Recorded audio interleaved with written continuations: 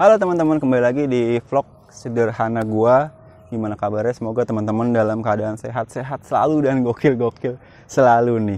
Dan hari ini tanggal 26 Juli dan bertepatan dengan peluncuran Mazda 2 di lain tempat nih. Tapi di samping gua itu udah ada Mazda CX-5 yang terbaru nih. Dan dia baru facelift di bulan April, udah 3 bulan lalu sih. Tapi nggak apa-apalah, kita sedikit kepoin nih bagian-bagian dari si Mazda CX-5 ini. Gimana eksterior ya, gimana interior ya, dan gimana rasa berkendaranya nih. Dan itu yang bagian paling notice menurut gue dari si Mazda CX-5 ini, rasa berkendaranya. Ya udah, kita langsung kepoin aja, nggak usah banyak ngomong. Kalau udah langsung ada gitu loh, langsung mau tenaganya.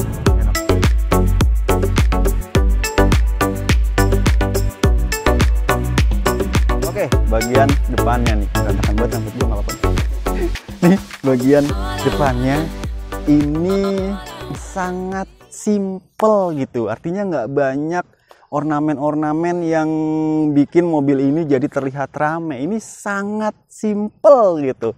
Terus di sini ada chrome yang proporsinya masih terlihat wajar dan sangat proper gitu, baik penempatannya maupun proporsinya gitu. Ini bagian grillnya seperti ini, dan di sini ada badge Mazda yang sekarang tuh dilapisin begini ya, karena ini di sini dia ada radarnya nih. Radar untuk fitur Eye Active Sense. Kalau di Mazda itu Eye Active Sense ya, semacam kayak safety sense gitulah. Di sini kemudian di sini ada kamera, dan di sini nih yang utama nih untuk ngelihat ya. Dan apa ya, agar fitur Eye Active Sense-nya bekerja, dari situ tuh kamera dan kemudian radar, dan di sini ada kamera lagi. Seperti ini, dan lampunya ini sipit begini, terlihat apa ya, jadi tampilannya tuh agak-agak serem gitu. Di sini dia signaturnya ya kayak ngebentuk lambang double L gitu, dan di bagian kanan itu juga sama tuh. Kalau di sini kayak J, kalau di situ kayak L ya, kita sepakatin aja lah jadi kayak L signature seperti ini. Lampunya ya udah LED semualah. Terus ada sensor parkir 4 buah seperti itu di bagian depannya. Sekarang ke bagian samping nih. Di bagian samping layaknya mobil SUV compact gitu ya. Itu di sini ada cladding hitam nih, dan claddingnya ini plastik doff seperti ini. Terus bagian bannya, ini bannya Toyo nih, gila. OM-nya udah ban mahal lah. Bannya Toyo ring 19 dibalut dengan profil ban 225/55. Ya udah cakram baik di depan maupun di belakang. Cakram, ABS dan ABD kayak gitu. Terus di sini spionnya yang gua sayangkan adalah dia belum auto retractable, teman-teman. Artinya ketika teman-teman udah nyampe tujuan terus teman-teman matikan mesin, itu dia belum otomatis melipat ya, walaupun pengaturan untuk spionnya itu udah electric mirror, tapi sayangnya dia belum electric retractable. Dan ini kalau mobil-mobil lain gitu ya, menonjolkan kamera di sini agar orang bisa tahu kalau mobilnya punya fitur kamera 360, tapi Mazda ini cukup low profile banget, dia malah nggak kelihatan tuh, dan penempatannya tuh rapih gitu. Seakan-akan mobil ini nggak punya fitur kamera di sini, padahal di sini ada kamera. Dan spionnya di sini di pintu ya, tuh seperti ini. Ya gue suka sih desainnya dari spion ini yang nempel di pintu. Jadi ketika berkendara itu meminimalisir banget gejala blind spot seperti itu. Terus ya udah smart entry. Di sini pilar B-nya udah di blackout nih, piano black nih. Terus di sini ada list chrome sampai di pilar C-nya ini. Udah kayak kekupe-kupean gitulah SUV zaman sekarang desain-desainnya. Nah kayak gitu. Di belakang seperti ini, membulat sama seperti CX-5 sebelumnya. Ada badge CX-5 yang elite nih. karena ini versi yang elite ya. Untuk varian tertingginya itu dia ada trim yang Kuro, dimana trim Kuro itu kayak semacam black edition dari si CX5 ini, dan lampunya sama kayak di depan, udah LED semua, dan ada signature juga berupa double L gitu. Badge Mazda, kemudian standar rear defogger, washer, shock pin antena, kemudian di sini ada high mount stop lamp, dan di sini diffuser seperti ini, dan knalpotnya itu dia racing sekali, ada 2, dan ini bukan fake exhaust tapi knalpot beneran. Kemudian ada mata kucing 2 buah, dan untuk membuka bagasinya itu kaum mageran itu terakomodir di sini karena nggak perlu mencet apa-apa teman-teman. Tuh, dia sudah hands free, artinya nggak perlu pakai tangan teman-teman, walaupun masih bisa dipencet elektrik juga dari sini. Dan ini bagasinya yang bisa dibilang tidak seluas rivalnya, tuh seperti ini. Tapi kalau teman-teman ngerasa kurang dengan volume yang seperti ini, teman-teman bisa melipat kursi di bagian tengah dengan hanya memencet di sini nih. Jadi effortless juga sih, tinggal mencet ini, itu dia bisa terlipat seperti ini. Jadi gitu tuh bangku tengahnya. Proporsinya 40 20 40, dan juga di sini ada seperti separasi yang menutup bagasi teman-teman agar tidak terlihat dari luar ketika pintu bagasinya ini tertutup. Intinya seperti itu ruang bagasinya yang bukan yang terlega di kelasnya teman-teman. Gitu sih. Sekarang kita coba kepoin yuk bagian mesinnya nih. Mesinnya seperti apa sih? Kita coba lihat yuk bagian mesinnya. Nah, ini bagian mesinnya teman-teman. Tuh. Dan ini yang gue sayangkan adalah tuas ininya ya. Ini masih agak terlihat kurang premium gitu untuk mobil seperti CX5 ini yang terkenal berjiwa Eropa ya kenyamanannya gitu. Kayak gini, dia udah Sky Active G yang dilengkapi dengan fitur silinder deactivation teman-teman. Artinya silindernya itu bisa diaktif atau tidak bekerja ketika kerja mesinnya tidak terlalu berat. Semisal teman-teman sedang berjalan dengan kecepatan pelan dan RPM rendah, itu silinder 1 dan 4 bisa tidak aktif. Tapi ketika teman-teman butuh tenaga normal ya atau lebih, itu semuanya tetap aktif seperti itu. Dan mesin ini bisa menghasilkan tenaga sekitar 190-an horsepower dan torsinya itu 250 Newton meteran, 254 Newton meter gitu. Dan engine bay cukup rapih di sini. Tuh, kemudian di sini ada juga peredam dari suara mesinnya ini.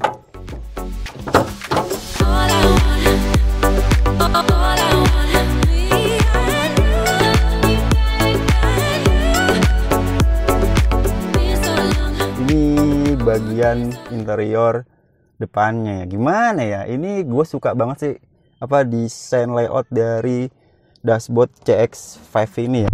Desainnya tuh simple gitu, dan ini tuh soft touch semua boy di sini. Tuh soft touch. Di sini ada wood panel begini sampai ke bagian door trimnya tuh. Tapi dia nggak menyatu gitu ya, tapi agak terpisah gitu. Terus di sini ada kayak satin chrome gini yang mengelilingi kisi-kisi AC-nya di situ. Kemudian AC-nya ini dia udah dual zone teman-teman. Jadi teman-teman nggak perlu ribut tentang suhu dengan penumpang di samping teman-teman nih. Dan pengaturannya udah cukup lengkap nih. Intinya kayak gitu AC-nya. Terus di atas ya, di sini ada kayak pengingat untuk sabuk pengaman nih. Dan di sini jahit-jahitannya asli. Di sini tuh ada jahit-jahitan di dashboard, kemudian di door trim juga ada jahit-jahitan yang asli. Terus kursinya dia pengaturannya udah elektrik teman-teman.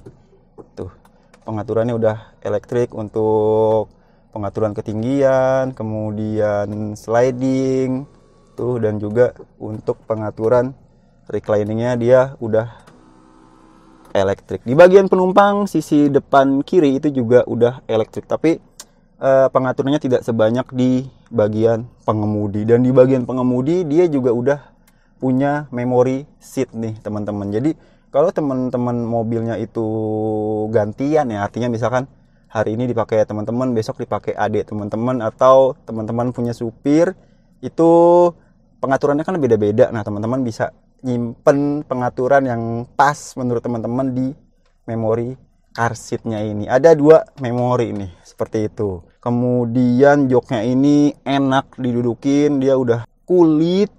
Terus ini menyanggah dengan baik badan kita gitu, terutama ketika kita menikung ya. Dan kemarin ketika gua cobain, memang ketika teman-teman ada di kecepatan tinggi kemudian cornering dalam keadaan kecepatan tinggi, itu si joknya ini sudah cukup mensupport dengan baik gitu. Artinya body roll mobil bisa diminimalisir teman-teman. Dan setir ya, di sini dia ada banyak tombol-tombol nih di sebelah sini untuk pengaturan volume dari head unitnya, kemudian di sini untuk pengaturan MID kecil yang ada di instrumen cluster speedometernya. Di sebelah kanan ada untuk pengaturan cruise control yang Mazda bilang itu MRCC, Mazda Radar Cruise Control. Dia di sini ada pengaturan untuk mengatur jarak dengan kendaraan di depan, kemudian di sini juga ada untuk seperti biasa mengaktifkan cruise controlnya. Setirnya 3 spokes begini tuh, dipegang enak dan dia udah dilapis dengan kulit. Oh ya, di sini ada wireless charging nih teman-teman. Jadi teman-teman bisa ngecas di sini tanpa perlu kabel. Dengan catatan handphone teman-teman udah support wireless charging. Terus ada juga di sini tuh power outlet nih di sini. Dan ini wireless chargingnya bisa diaktifkan dan di non-aktifkan nih. Di sini ada pencet-pencetannya. Tuas transmisi di sini Matic konvensional, belum CVT. Gue suka nih. Dia 6 percepatan nih, udah bisa mode Triptonic atau manual lah. Dan di sini dia punya pedal shifter, nice. Jadi motorik lu masih bisa mainan nih di sini nih. Kemudian di bagian bawahnya lagi dia ada tombol-tombol di sini untuk mengatur menu yang ada di head unitnya. Jadi head unitnya ini bisa touchscreen sendiri dari sini teman-teman, atau teman-teman bisa mengaturnya dari sini nih. Di sini juga ada tombol electric parking brake-nya, di sini udah elektrik dan auto hold. Dan di sini ada mode sport teman-teman. Kalau di versi sebelum ini itu udah ada ya mode sportnya, tapi di sini uniknya adalah ketika teman-teman mengaktifkan mode sport ya, itu instrumen cluster speedometer ya itu berubah jadi merah. Ini auranya jadi sedikit sporty dan racing banget sih, warnanya berubah begini. Ketika teman-teman balikin ke mode biasa, itu modenya jadi biasa lagi, nggak merah. Oke, ada cup holder, kemudian di sini ada glove box nih tuh yang lumayan gede sini isinya. Terus di bagian glove box-nya ini itu lumayan dalam, dan di sini ada slot buat USB. Kemudian di sini juga ada pengisian daya nih 12 volt 120 watt. Colokan aux juga di sini, dan untuk pengaturan Android Auto itu dia masih pakai kabel, tapi untuk Apple CarPlay dia udah wireless nih. Dan head unitnya nih, ini kalau di versi luarnya itu unitnya lebih besar dari ini, tapi ini kecil seperti ini 8 inci, tapi menurut gua nggak masalah sih karena penempatannya cukup proper gitu, nggak terlalu yang gede gimana gitu. Dan ini menu-menunya itu yang tadi gua bilang bisa teman-teman pencet atau bisa teman-teman atur dari bagian sini nih. Ini kayak BMW ya. Tuh ada application tuh yang berisi fuel economy monitor. Tuh di sini ada cylinder deactivation, terus average science research ya. Kemudian ada juga di sini entertainment standar lah ya, radio gitu-gitu. Terus di sini ada navigation, kemudian ada setting yang berisi brightness control, brightness rotation, display information, active driving display dan lain-lain. Kemudian di sini juga ada fitur safety nih. CX-5 ini sudah dilengkapi dengan Eye Active Sense di sini. Pengaturannya ada di sini nih. Ada Distance Recognition Support System, SBS, Blind Spot Monitoring System, Lane Keep Assist System, dan Mazda Radar Cruise Control. Pengaturannya ada di sini. Dan soundnya nih. Soundnya ini, speakernya itu premium banget loh. Bose teman-teman di sini speakernya. Kemudian ke bagian device, yang udah gue bilang dia udah support dengan Apple CarPlay dan Android Auto. Walaupun Android Auto-nya itu masih tetap butuh kabel ya, colokan gitu. Kalau Apple CarPlay-nya itu udah wireless. Intinya itu yang ada di bagian head unitnya. Sekarang kita ke bagian instrumen cluster speedometer nih. Speedometernya kayak gini nih. Tuh di bagian kiri ada penunjuk putaran mesin, kemudian ke tengah ada layar speedometer kecepatan, kemudian ada fuel gauge dan penunjuk suhu mesin teman-teman. Nah ini di tengahnya itu dia ada semacam layar digital berupa trip A, trip B, kemudian di sini ada line keeping assist-nya gitu, ada indikatornya di sini. Kemudian ada service due in, jadi service yang harus teman-teman lakukan kayak gitu. Dan ada range BBM. Intinya seperti itu teman-teman. Dan ini yang tadi gue bilang dia sudah dilengkapi dengan kamera 360 ya, monitoring. Jadi teman-teman bisa memonitor di sini tuh ada dari bird eye view, kemudian ada dari samping dan ada bagian depan. Ya udah cukup membantu kalau teman-teman ada di gang-gang sempit gitu ya yang butuh mata lebih ekstra. Di sini udah terbantukan. Oh ya, ini dia ada sunroofnya nih teman-teman. Tuh, udah ada sunroof nih. Terus lampu baca yang udah LED nih. Di depan di belakang lampu bacanya itu udah LED. Kita tutup dulu. Sayang ya, belum voice comment kayak rival ya.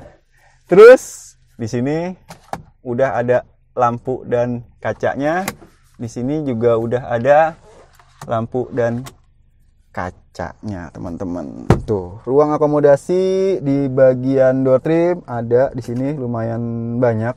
Kemudian di sini door trimnya tuh di sini soft touch, di sini ada jahit-jahitan asli, di sini ada wood panel, kemudian di sini juga bahannya empuk, soft touch, kemudian ada tombol-tombol untuk power windows, yang power windowsnya ini udah auto up and down di keempat kacanya. Terus di sini ada untuk pengaturan eye active sense-nya ya. Di sini tuh ada traction control on atau off, kemudian view dari head unitnya ini kamera 360 dan sensor parkirnya bisa diaktif maupun dinonaktifkan, dan ada untuk membuka bagasi belakang. Kemudian gue lupa nih, sorry nih. Itu yang unik dari Mazda ini adalah dia masih menyediakan untuk CD. Jadi teman-teman yang masih suka pakai CD itu masih bisa terakomodir di sini nih. Nah, terus di sini sistem keamanannya juga udah lengkap ya. Airbag-nya tuh ada di sini di bagian pengemudi, di bagian penumpang, kemudian di bagian side curtain-nya itu juga udah ada airbag, teman-teman. Ada 6 airbag. Jadi ya udah aman lah. Sekarang kita coba kepoin bagian belakangnya nih, bagian tengah. Seperti apa sih duduk di bagian tengahnya. Yuk.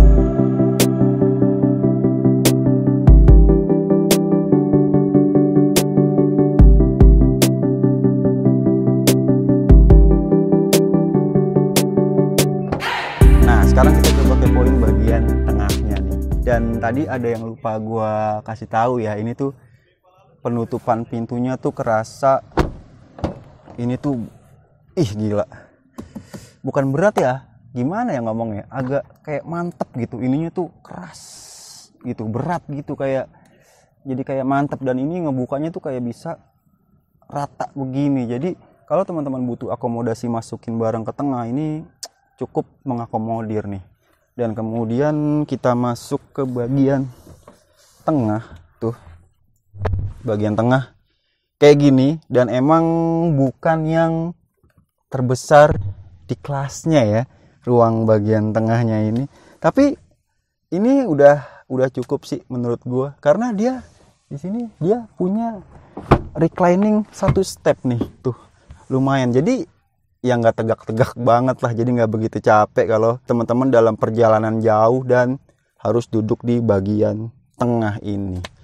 Dan di bagian tengah ini itu tadi gue sempet nyari-nyari ya, di sini kok nggak ada power outlet gitu, tapi ternyata di sini ada teman-teman, di sini nih tuh ada power outlet yang tersembunyi seperti ini. Ada cup holder, kemudian di sini ada naruh ya, bisa naruh handphone lah. Tapi sayangnya kalau ini difungsikan untuk penumpang ya, di sini itu bisa ngecas handphonenya taruh dalam, cuman agak ribet aja gitu, nggak praktis.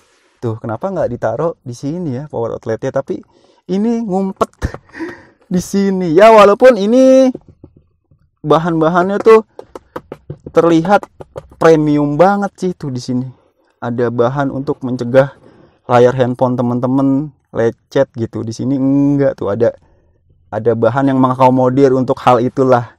Tuh ada USB port yang bisa ngecas gitu. Sayangnya ini doang sih power outletnya, ini agak kurang praktis gitu, seperti yang gue bilang, kenapa nggak ditaruh di tempat-tempat yang lebih praktis, seperti misalkan di dekat AC ini. Itu opini gue aja sih. Kemudian di bagian door trim ini juga kualitasnya tidak diturunkan, artinya sama kayak di depan tuh, soft touch, kemudian ada jahitan, ada wood panel, kemudian ada list kayak chrome gini nih, satin chrome seperti ini, dan ada ruang untuk penyimpanan di bagian side door trim ini, di side pocket ya ini.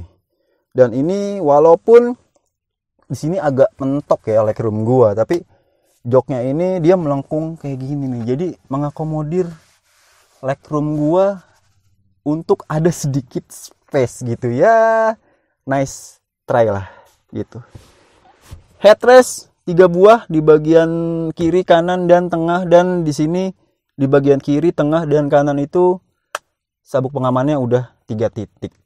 Lampu baca yang udah LED nih, udah LED semua lampu baca di depan dan juga di belakang. Intinya seperti itu aja sih di bagian tengah, yang emang kapasitasnya tidak sebesar rival terberatnya. Gitu aja sih di bagian tengahnya teman-teman. Sekarang gue kayaknya lebih penasaran gimana rasa berkendaranya ya. Yaudah kita langsung bawa jalan aja nih mobil, rasanya gimana, yuk.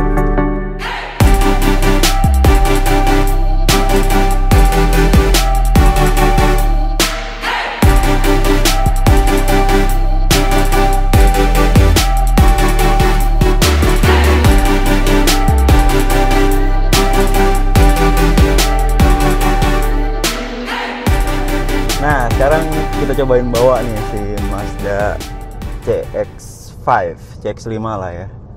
Nah seperti ini nih, ini salah satu SUV yang tetap pakai mesin gede 2500 cc, Skyactiv G 2500 cc kalau nggak salah, tenaganya tuh 190-an HP gitu, dan torsinya 254 Nm gitu kalau nggak salah. Ketika lu gas, langsung ada gitu loh, langsung mau tenaganya, enak banget gitu. Dan emang bantingannya agak keras tadi mas ya, bantingannya itu suspensinya tuh agak keras, meskipun katanya sih udah mengalami perbaikan di bagian suspensinya, jadi kayak shock dampernya itu ada sedikit dibikin lebih empuk, tapi ini masih tetap kerasa lebih keras sih daripada rival sebelahnya. Tapi soal handling gitu ya, rasa berkendara, terus keasikan nyetir, fun to drive ini enak. Setirnya nurut, terus body rollnya juga ini untuk SUV Jepang ini udah kayak mobil Eropa gitu tuh. Body rollnya enak gitu, buat cornering, speed agak tinggi ini masih lebih enak daripada ngebandingin mulu, nggak apa lah ya, rival sebelahnya gitu. Suspensinya agak keras, kemudian kebisingan kabin, traffic noise gitu tadi di jalan biasa ini lumayan ya, lumayan kayak traffic di sekitar tuh suaranya teredam dengan baik. Terus suara mesin juga yang besar ini masih cukup teredam dengan baik. Nah ini road noise kita ada di jalan beton nih, tapi walaupun dia ada di jalan beton yang harusnya bikin road noise yang lebih berisik daripada di aspal, ini agak masuk tapi masih cukup bisa diredam dengan baik gitu. Nah gitu sih. Tapi ini Mazda enak banget kalau kita mau butuh tenaga ya, misalkan begini gas kick down, tenaganya tuh terasa langsung instan gitu dah. Tuh dia ada line departure warning tuh, karena gue belok nggak ngasih sen, dia ngasih kayak beep bunyi untuk warning kita gitu sih. Intinya ini tenaganya enak banget, instan loh. Bandingannya tuh kalau lu pakai mobil-mobil sekarang gitu ya, CVT turbo ini 2500 cc naturally aspirated, belum pakai CVT gitu. Jadi tenaganya tuh, hempasan tenaganya ngejambaknya terasa banget, enak banget.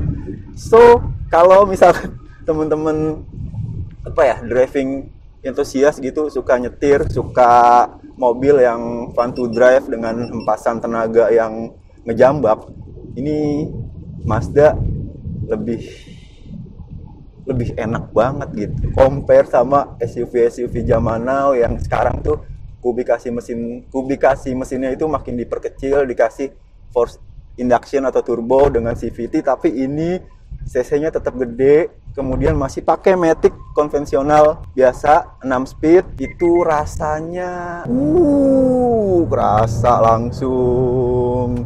Itu keuntungan dari matic biasa, terus cc besar, kemudian naturally aspirated non turbo, itu tidak ada lag sama sekali. Walaupun tadi tuh bantingannya ini agak keras, tapi bantingan yang keras itu ya, stiff kayak gitu, emang karakter Mazda banget sih. Dari CX sebelumnya itu kalau nggak salah juga begini ya, itu bikin pengendaliannya lebih enak gitu, setirnya tajem, berasa sama jalan gitu feel. Ini buat fun to drive, sekali lagi ini Mazda CX-5 ini emang enak banget sih asli. Buat lu yang suka nyetir ini cocok banget. Tapi kalau lu tipikal orang yang lebih mengutamakan kenyamanan, ini bantingannya emang agak keras gitu, kurang begitu empuk sih.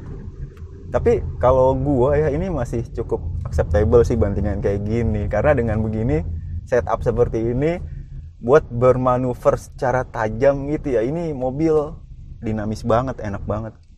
Kemudian remnya tuh feel-nya enak gitu, sensitivitasnya pas. Ketika lu injek dikit ya dia ngeremnya dikit, ketika lu injek dalam dia ngeremnya juga ya sesuai sama yang lu mau gitu.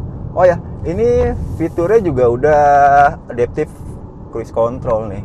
Jadi lu bisa ngeset kecepatan tertentu, semisal kita lupa nyoba tadi ya, tapi ini sedikit gue kasih tahu aja. Misalkan lu ngeset 70 km per jam di sini, kemudian udah tuh lu nggak usah nginjek rem lagi kalau kendaraan di depan lu itu mengalami deselerasi. Artinya dia melalui sistemnya mengejas kendaraan lu untuk deselerasi juga gitu, biar nggak terjadi accident. Di Mazda tuh namanya kalau nggak salah Mazda Radar Cruise Control, MRCC. Dan ini juga udah dilengkapi dengan Eye Active Sense ya, jadi kayak safety sense gitulah kalau di merek sebelah. Kalau di Mazda tuh namanya Eye Active sense. Di sini ada kayak yang tadi gue bilang, ada line departure warning, kemudian line keeping assist, kemudian blind spot monitoring dan lain-lain. Oh iya, ini yang sayangnya ya, MRCC-nya ini itu belum sempurna banget gitu. Kalau kemarin kita nyobain mobil sebelah itu kan dia cruise controlnya adaptif ya, dan traffic assist-nya bisa kita set ketika mobil itu diem, dan ketika mobilnya jalan di depan ada obstacle, semisal mobil berhenti, itu dia bakal ngerem sendiri sampai mobilnya ini berhenti. Tapi kalau ini itu fiturnya traffic assist-nya dan cruise control-nya itu belum sepintar itu sih. Jadi semisal ketika kecepatannya di bawah 30 km per jam itu tetap kita yang ngerem. Artinya mobilnya itu maksimal ngerem di 30 minimal. Setelah di bawah 30 harus kita sendiri nih yang ngerem, kayak gitu sih. Paling dia cuma ngasih warning gitu, kita harus ngerem nih, seperti itu. Dan driving positionnya ini si Mazda ini cukup ergonomis banget gitu. Artinya pengaturannya itu maksimal banget. Setirnya udah tilting, terus teleskopik, dan kursinya udah elektrik, teman-teman. Kesimpulannya, mobil ini setelah tadi kita coba kepoin bagian eksterior, interior, dan test drive, oke lah, mobil ini kapasitas bagasinya tidak seluas rivalnya dan bantingannya emang agak keras gitu. Tapi mobil ini sangat cukup rekomendasi buat teman-teman yang suka dengan kendaraan yang asik untuk diajak cornering dengan kecepatan tinggi, kemudian mesinnya responsif. Si Mazda CX-5 ini emang sangat recommended karena hempasan tenaganya dari mesin yang masih naturally aspirated seperti ini dan ber-cc besar, kemudian transmisinya masih torque converter biasa, itu bisa menghasilkan rasa berkendara yang sangat natural dan hempasannya tuh asik banget ketimbang CVT. Kayaknya itu aja vlog dari gua. Sampai ketemu di vlog berikutnya. Kalau teman-teman ada yang lebih punya pengalaman tentang CX-5 dari generasi pertama, bisa komen di bawah nih. Oke, sip. Sampai ketemu di vlog berikutnya. Assalamualaikum warahmatullahi wabarakatuh. See you.